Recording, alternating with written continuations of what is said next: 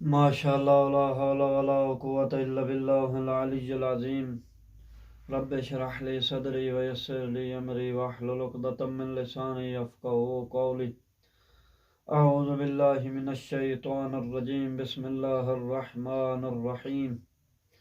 الحمد للہ رب العالمین الصلاة والسلام علی اشرف الانبیاء والمرسلین اما بعد فقد قال اللہ سبحانہ وتعالی بسم اللہ الرحمن الرحیم الحمد للہ رب العالمین۔ انشاءاللہ مومنین کرام آپ خیریت سے ہوں گے۔ آج میری تھوڑی سی طبیعت ناساز ہے تو میرے لیے دعا کریں کہ انشاءاللہ خدا بند متعال مجھے جلد از جلد صحت یاب فرمائے، اور جو مومنین و مومنات بے اولاد ہیں ان کو اولاد نرینہ عطا فرمائے،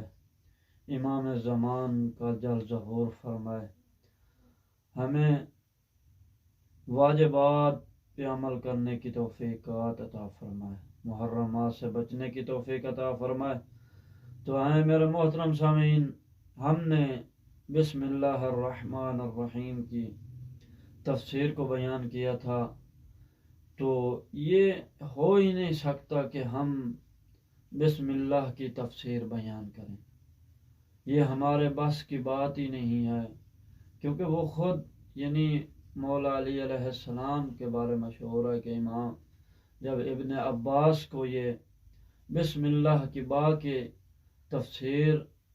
بتا رہے تھے تو صبح ہو گئی، تو وہی بسم اللہ کی با کی تفسیر پہ کھڑے تھے، اسی کے بارے میں بیان فرما رہے تھے امیر المومنین، تو لہٰذا حد توان ہم نے اس کو بیان کیا ہے۔ اور آج ہم سورہ فاتحہ کی دوسری یعنی پہلی بسم اللہ تھی آیت اور دوسری الحمدللہ رب العالمین ہے، یعنی حمد و ثنا اس خدا کے لیے مخصوص ہے جو تمام جہانوں کا پروردگار و مالک ہے۔ اس کی تفسیر یہ ہے کہ اگر اس جہان کو اگر آپ دیکھیں تو یہ خدا بند متعال کی رحمت سے ڈوبا ہوا ہے، یعنی خدا بند متعال کی رحمت جو ہے اس پورے جہان کو گھیرا ہوا ہے، اس پورے عالم کو لپیٹا ہوا ہے۔ تو بسم اللہ جو سورت کی ابتدا ہے، اس کے بعد بندوں کی پہلی ذمہ داری کیا ہے؟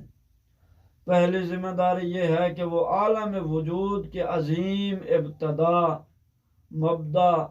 اس کی غیر متناہی نعمتوں کو یاد کریں، یعنی وہ نعمتیں جو انسان شمار نہیں کر سکتا، وہ بے شمار نعمتیں جنہوں نے ہمارے پورے وجود کو گھیر رکھا ہے،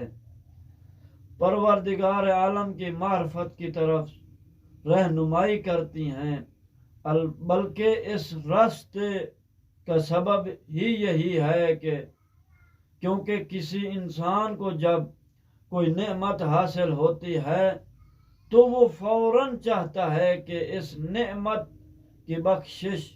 بخشنے والے کو پہچانو، یعنی جب خدا نے نعمت دی ہے تو اس کا فوراً خیال کہ یہ جس نے مجھے نعمت عطا کی ہے میں اس کو پہچانوں، اور فرمان فطرت کے مطابق اس کا شکر گزاری سپاس گزاری کے لیے کھڑا ہو اور اس کے شکریہ کا حق ادا کرے۔ یعنی جب انسان کو خدا بند متعال نعمت عطا کرتا ہے